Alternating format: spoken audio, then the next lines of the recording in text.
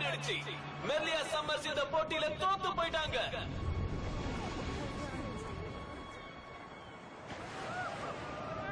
அவங்களுக்கு எதுவும் ஆகல. இதோட இந்த பரபரப்பான போட்டி முடிவுக்கு வந்துருச்சு. Come on suffers. வாப்பா என்னாச்சுன்னு பார்க்கலாம்.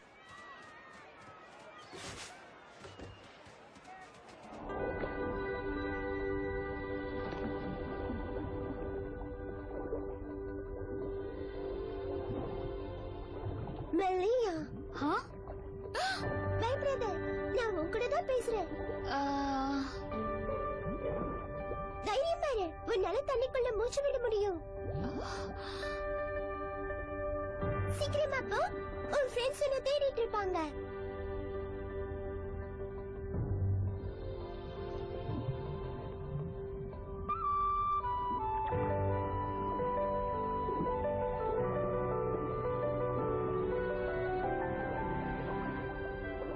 ஒரு நிமிஷம் இரு, நாம அப்புறம் பேசலாம்.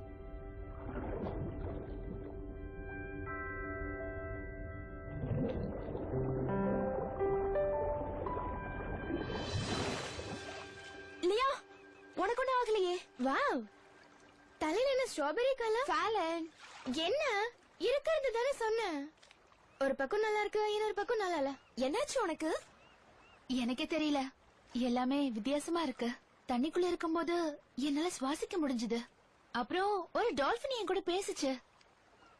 நாங்க ரெண்டு பேரும் கொஞ்ச நேரம் பேசிட்டு இருந்தோம். வாவ், பேசுற டால்பின் தண்ணிக்குள்ள மூச்சு விட முடியுது. முடியோட கலர் வேற மாறிடுச்சு. இதெல்லாம் பாக்கும்போது உனக்கு என்ன நடக்குதுன்னு புரியுதா ஃபேலன்? புரியுதே, யாரோ ஒருத்தருக்கு மூளை குழம்பு இருக்குன்னு நல்லா புரியுது. எனக்கு ஒண்ணும் இல்ல, நான் நல்லதா இருக்கேன். கிளம்புறேன். ஏதாவது நான் போன் பண்றேன். ஓகே, நல்ல சத்துள்ள சாப்பாடு சாப்பிட்டு நல்லா ரெஸ்ட் எடு, சரியாயிடும்.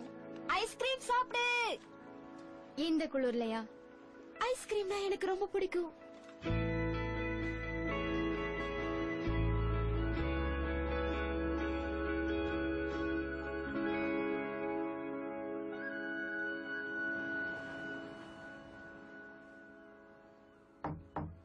Come in. ஹேய், நீ விழுந்துட்டதா கேள்விப்பட்டேன். என்னாச்சு உனக்கு? தாத்தா, நீங்க கடலை சர்ஃபிங் பண்ணும்போது ஏதாவது வித்தியாசமான சம்பவங்கள் நடந்த மாதிரி ஞாபகம் இருக்கா? நிறைய நடந்திருக்கு. வித்தியாசம்னா இந்த மாதிரியா? வாவ், இல்ல இந்த மாதிரியா? ஓ, இல்ல இந்த மாதிரியா? ஓ, எந்த மாதிரியும் இல்ல, இந்த மாதிரி. ஓ, முடியல டை அடிச்சிருக்கியா? நான் எதுவும் பண்ணல. சர்ஃபிங் பண்ணும்போது அதுவா மாறிடுச்சு. அப்புறம் நான் தண்ணிக்குள்ள குதிக்கும் போது என்னால சுவாசிக்க முடிஞ்சது. அதுக்கப்புறம் ஒரு டால்பின் கூட என்கிட்ட பேசிச்சு. ஓ, எனக்கு என்ன நடக்குதுன்னே புரியல. இதெல்லாம் கனவா தாத்தா? இல்ல, இதெல்லாம் கனவு இல்ல. உனக்கு ஒரு உண்மை தெரியாது. என்ன உண்மை? நீ என்கிட்ட எப்படி வந்தன்னு நான் உன்கிட்ட ஏற்கனவே சொல்லிருக்கேன்ல. யா, நான் குழந்தையா இருக்கும்போது எங்க அப்பா அம்மா இறந்துட்டதால. அது இந்த சிக்கலான விஷயத்த உங்ககிட்ட சொல்றது கஷ்டமா தான் இருக்கு. உங்க அப்பா அவரு எப்பவும் கற்பனை கதையை சொல்லி காலத்தை ஓட்டிக்கிட்டு இருந்தாரு. ஒரு நாள் அவர் ஒரு கடல் கண்ணியை காதலிச்சு கல்யாணம் பண்ணிக்கிட்டதா என்கிட்ட சொன்னாரு. நான் வழக்கம் போல அதை ஒரு கதைன்னு நினைச்சிட்டேன். அது நடந்து சில வருஷங்களுக்கு அப்புறம் இதே பீச் மணல்ல நான் பேலன்சிங் பண்ண பயிற்சி பண்ணிக்கிட்டு இருந்தேன்.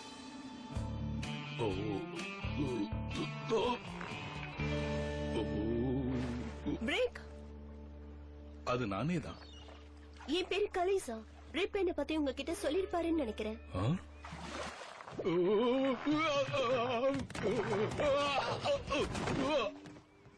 அப்பதான் தெரிஞ்சது உங்க அப்பா சொன்னது உண்மைன்னு. கலிசா கர்ப்பமாயி உன்னை குழந்தையா பெத்தெடுத்ததும் அந்த விஷயம் அவருக்கு மட்டும்தான் தெரிஞ்சிருந்தது.